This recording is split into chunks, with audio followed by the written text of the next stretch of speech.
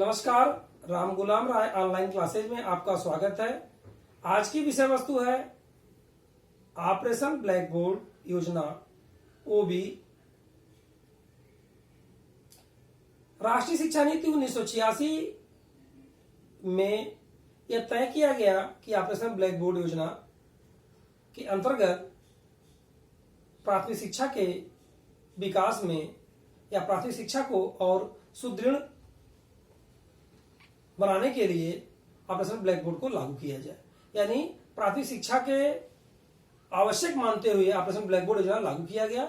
Operation black board योजना प्राथमिक स्तर पर लागू थी, लेकिन संशोधन के यानी संशोधित राष्ट्रीय शिक्षा नीति 1992 में इसे उच्च प्राथमिक में भी लागू किया गया।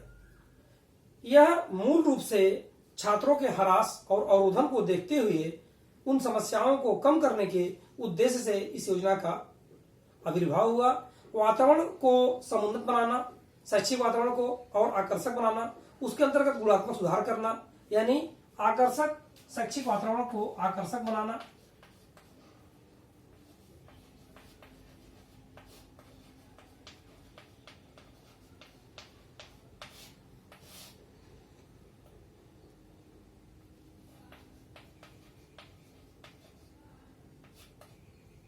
आवश्यक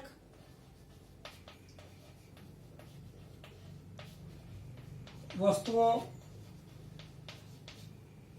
की पूर्ति और तमाम उन बिंदुओं को दूर करना जो शैक्षिक वातावरण के माहौल को बनाने में कठिनाई उत्पन्न करते हों। इन सभी चीजों को लेकर के ऑपरेशन ब्लैक बोर्ड योजना 86 में लागू की गई। इसको हम और यह कह सकते हैं न्यूनतम शैक्षिक उपकरणों का प्रावधान। इसको हम कह सकते हैं न्यूनतम शैक्षिक उपकरणों का प्रावधान।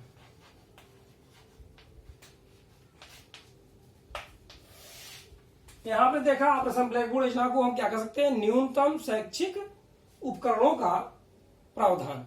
न्यूनतम शैक्षिक उपकरण का मतलब कि कम से कम इतने उपकरण अवश्य प्रत्येक प्राथमिक विद्यालय में हो। इस सोच और इस उद्देश्य को लेते हुए ऑपरेशन ब्लैक बोर्ड योजना लागू की गई। इसमें शब्द आया था ऑपरेशन ब्लैक बोर्ड। ऑपरेशन का तात्पर्य है युद्ध स्तर पर किसी कार्य को पूरा करना, और ब्लैक बोर्ड यह आवश्यक उपकरण का प्रतीक है, विद्यालय के आवश्यक उपकरण का प्रतीक है। इसलिए यह दो शब्द है, ऑपरेशन युद्ध स्तर पर कोई काम करना और ब्लैक बोर्ड आवश्यक उपकरण, यानी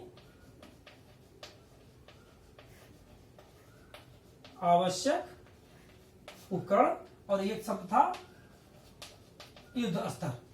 इन दोनों के भाव से ऑपरेशन ब्लैक बोर्ड योजना की गई। ऑपरेशन ब्लैक बोर्ड योजना में अन्य सुविधाएं जो दी जाती थी वो सबसे पहले क्या था, 2 कमरे,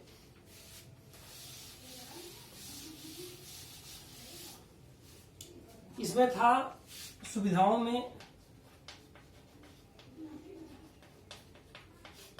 सबसे पहला था 2 कमरे और 2 शिक्षक। 2 कमरे का तात्पर्य यह है कि कम से कम प्रत्येक प्राथमिक विद्यालय में 2 कमरे हों और साथ में इसके क्या हो, बरामदा, और 2 शिक्षक हो, संभव हो तो एक महिला और पुरुष। संशोधित राष्ट्रीय शिक्षा नीति 1992 में छात्र के अनुरूप शिक्षकों को और कमरों को बढ़ाने की बात की गई, जहां 2 की जगह पे 3 शिक्षक और रूम या भवन की जगह 2 की जगह पे 3 भवन की बात की गई।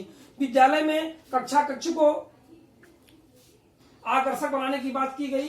आकर्षक का तात्पर्य वह छात्रों को, प्राथमिक बच्चे छोटे होते हैं, उनको पढ़ने का एक माहौल मिल सके। विद्यालय में के प्रभावी रूप से कार्य करने के लिए स्पष्ट सुविधाओं का उल्लेख किया गया। उन सुविधाओं में अध्ययन सामग्री,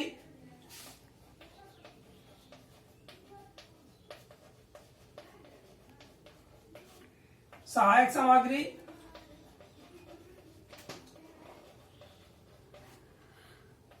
टाटपट्टी, खेल सामग्री,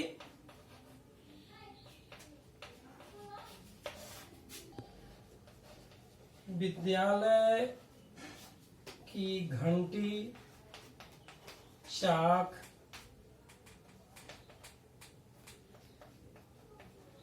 झाड़ू, कूड़ेदान,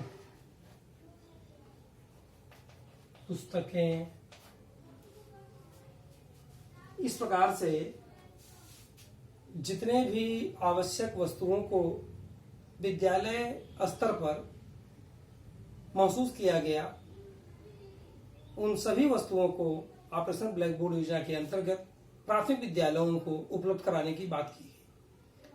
जब उच्च प्राथमिक विद्यालय को इसके अंतर्गत जोड़ा गया तो वहां पर 40,000 रुपए की धनराशि की बात की गई। उच्च प्राथमिक के लिए 40,000 रुपए की बात की गई। यह उसके विस्तार में सबसे महत्वपूर्ण था। सबसे बड़ी बात यहां देखने को यह आती है कि प्राथमिक और उच्च प्राथमिक दोनों विद्यालयों में न्यूनतम शैक्षिक उपकरणों के जो प्रावधान का यह नियम लागू हुआ वो 86-87 में और 1992 में यह उच्च प्राथमिक में लागू हुआ। प्राथमिक में कब लागू हुआ? 86-87 में, और 92 में संशोधन के उपरांत उच्च प्राथमिक में लागू हुआ। यहाँ पर एक सवाल और आता है सबसे महत्वपूर्ण कि शिक्षक के पास आरंभिक व्यय के लिए भी कुछ मद हो, यानी कुछ अगर उसके पास आकस्मिक या किसी कार्य के पूर्व में अगर कोई व्यय की आवश्यकता हो, उसके पास कुछ मद की आवश्यकता हो जो उसको दिया जाए, जो आकस्मिक व्यय के रूप में वह अपने लिए इस्तेमाल कर सके, अपने विद्यालय हित के लिए इस्तेमाल कर सके। इस प्रकार से ऑपरेशन ब्लैक बोर्ड योजना प्राथमिक स्तर और उच्च स्तर दोनों स्तर के विद्यालयों में न्यूनतम शैक्षिक उपकरणों के प्रावधान से संबंधित यह योजना थी, जो शैक्षिक वातावरण, आकर्षक वातावरण एवं गुणात्मकता को बढ़ाने के साथ साथ ह्रास और अवरोधन को से संबंधित बिंदुओं को समाहित करते हुए यह योजना संपूर्ण देश में लागू की गई और इस योजना का लाभ अधिक हुआ और कहीं कहीं इसके हानियां भी हुई। हानियों में अगर हम देखें, सबसे बड़ी हानि थी कि जो 40,000 रुपए धनराशि आवंटित की गई, इसके काफी हेराफेरी हुआ।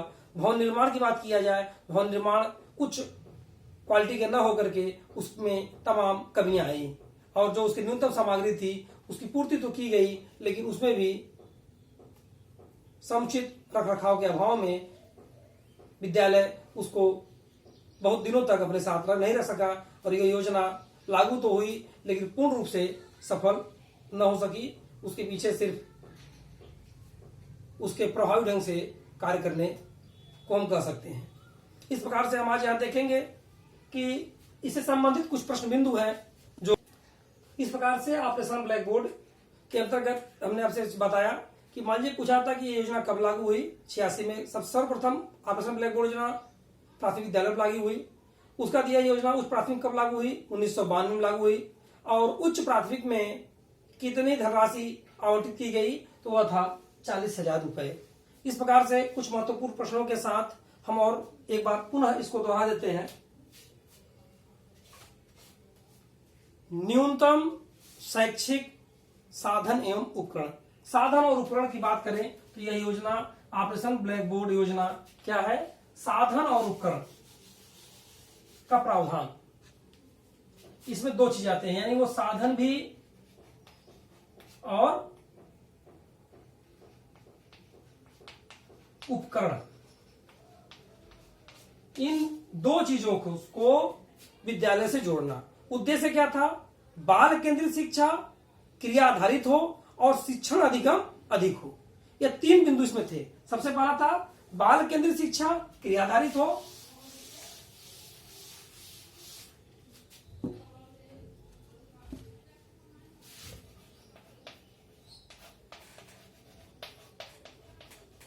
बाल केंद्रित शिक्षा की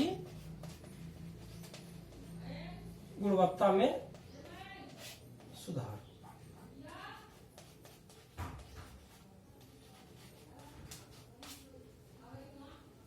बाल केंद्रित शिक्षा, क्रिया आधारित और शिक्षा की गुणवत्ता में सुधार, इन 3 बिंदुओं को केंद्र में रख करके राष्ट्रीय नीति 1986 में प्राथमिक शिक्षा को आवश्यक मानते हुए ऑपरेशन ब्लैक बोर्ड योजना को लागू किया गया। ऑपरेशन ब्लैक बोर्ड योजना के अंतर्गत न्यूनतम शैक्षिक साधन एवं उपकरण प्रत्येक विद्यालय को उपलब्ध हो, इसकी योजना बनाई गई और यह योजना 86 में लागू हुई। सन 1992 में उच्च प्राथमिक विद्यालय को इसमें जोड़ा गया और जब जोड़ा गया उच्च प्राथमिक विद्यालय के लिए 40,000 रुपए की धनराशि आवंटित की गई।